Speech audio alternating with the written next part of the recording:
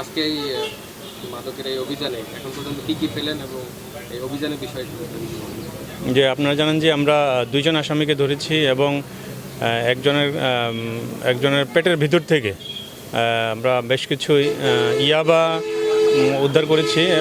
সে এগুলা ওই মুখে ঢুকিয়ে পেটের মধ্যে রেখেছে। তো আমরা এ পর্যন্ত 9টি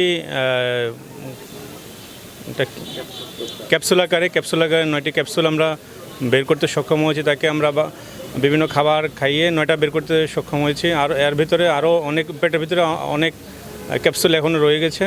তো সেগুলো আস্তে আস্তে সময় সাপেক্ষে বের হবে। তো আমরা 9টি ক্যাপসুল থেকে 450 ইয়াবা পর্যন্ত উদ্ধার করেছি এবং আমরা ওকে এখন ডাক্তারের কাছে নিয়ে যাব এবং সেখানে বাকিগুলো ইনশাল্লাহ উদ্ধার হবে। বাকিগুলো উদ্ধারের পরে আমরা বিস্তারিত আরও জানাতে পারবো। আসামির বিষয় কি জানতে পারছেন? হ্যাঁ, তার পরিচয়, তার নাম হচ্ছে আবদুল্লাহ।